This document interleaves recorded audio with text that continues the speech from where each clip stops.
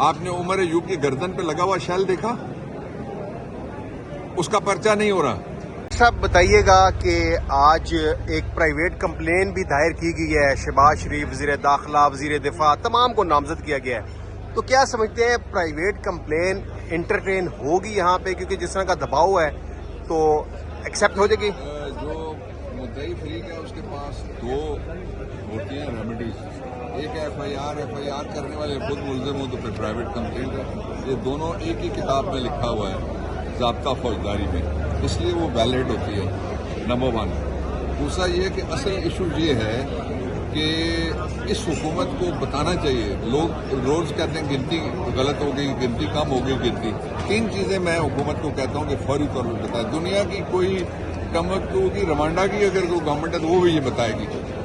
افغانستان میں ایک واردات ہوئی، اس میں ایک 7 اور کوئی 4 5 6 ان کے ساتھی تھے، وہ ریلت کر گئے تو انہوں نے نام بتایا نا سب کے، تو یہ مجرم پتہ ڈالتا ہے، گورنمنٹ نے کبھی نہیں یا ریاست نے کبھی نہیں ڈالا۔ 3 چیزیں یہ بتائیں لوگوں کو۔ پہلا یہ بتائیں کتنے لوگ گم شدہ ہیں، اور یہ جو 24 سے پہلے بھی، آئی ریپیٹ، تو 3 چیزیں یہ بتائیں۔ پہلا یہ کہ کتنے لوگ گم شدہ ہیں۔ جو لوگ گم شدہ ہیں ان کے انٹیسیڈنٹس، ان کے ساری جتنی تفصیلات ہیں وہ حکومت پاکستان کے پاس ہیں۔ ریاست انکار نہیں کر سکتی کہ میرا آدمی کوئی گم ہے۔ جس کا بچہ گم ہو جائے اس کو نیند آتی ہے؟ یہ اگر ریاست ماں جیسی ہے، سوتیلی ماں جیسی بھی ہے، پڑوسن جیسی بھی ہے، تو تب بھی اس کو نہیں سونا چاہیے کہ جو گم شدہ لوگ ہیں ان کے نام اور نمبر ریاست بتائے، نمبر 1۔ نمبر 2، جو لوگ زخمی ہیں ان سب کو تب ریمیڈی ملے گی جب ان کی میڈیکل کروانے کی اجازت دی جائے گی۔ وہ میڈیکل کروانے کی اجازت دی جائے، ان ایک زخمی کو کہا جائے جس کے خلاف آپ پرچہ کریں۔ میں سب سے بڑے زخمی کا نام لیتا ہوں۔ آپ نے عمر ایوب کی گردن پہ لگا ہوا شیل دیکھا؟ اس کا پرچہ نہیں ہو رہا، پرچہ ہونا چاہیے۔ اور میں آئی جی کے پی سے کہتا ہوں، مجھے اس کی پرواہ نہیں ہے کہ وہ ہماری گورنمنٹ کا آئی جی ہے، آئی جی عمر ایوب والا پرچہ درج کرو۔ کیسے تم انکار کر سکتے ہو؟ کیسے تم ملزموں کی صف میں جا کے ان کی حمایت کر سکتے ہو؟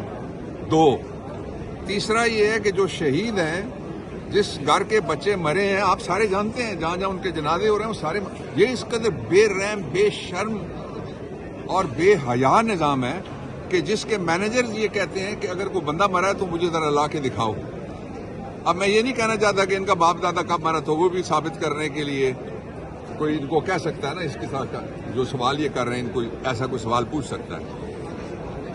جو سب سے بڑی بات ہے وہ یہ ہے کہ جو مڈل ایسٹ کی تازہ سچویشن ہے، اس کے بعد جو سب سے بڑا خطرہ ہے مڈل ایسٹ کے ممالک سے زیادہ، وہ 2 ملکوں کو درپیش آئے گا۔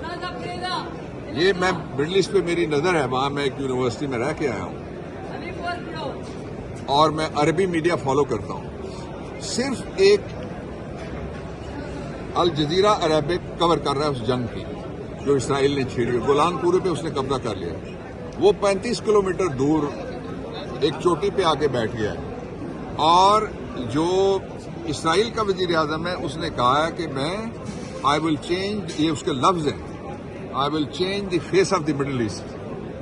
اور مڈل ایسٹ میں تو چھوٹی چھوٹی ریاستیں اور افواج بھی واجبی ہیں اکثر، لیکن جو 2 بڑے ممالک ہیں وہ نشانہ ہے اس ساری کمپین کا، ایک ایران ہے اور دوسرا پاکستان ہے۔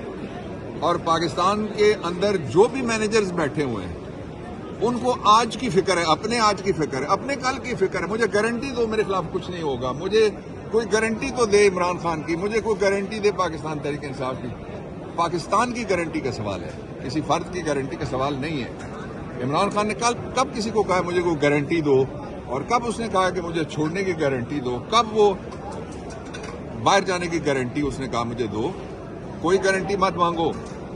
تم لوگ یہ پروپیگنڈا کرتے تھے کہ عمران خان گفتگو نہیں کرتا، عمران خان نے گفتگو کے لیے کمیٹی بنا دی ہے، اس کمیٹی کا مذاق اڑانا شروع کر دیا ہے کہ جی پہلے نہ کرتے تھے اب ہاں کرتے ہیں۔ بے شرموں، بے شرمی میں بھی کچھ اصول ہوتے ہوں گے، تم نے تو ساری اتار کے پھینک دی ہے، جتنی شرم تھی، جتنی حیا تھی۔ اور اگر یہ تم سمجھتے ہو کہ کوئی گفتگو ہم نے نہیں کرنی تو پھر ایک مہم تو چل پڑی ہے، وہ لوگوں نے خود چلائی ہوئی ہے. وہ تحریک انصاف نے نہیں چلائی، لوگوں نے چلائی ہوئی بائیک آؤٹ والی مہم. ہم نے نہیں چلائی، ہمیں پتہ ہی نہیں تھا. تو پھر گفتگو بھی نہیں کرنی، شہیدوں کے نام بھی نہیں بتانے، پرچے بھی بند نہیں کرنے، ہمارے پرچے درج نہیں کرنے.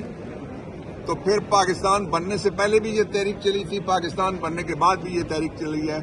اس کے لیے تیار ہو جاؤ سول نافرمانی. سر کیسے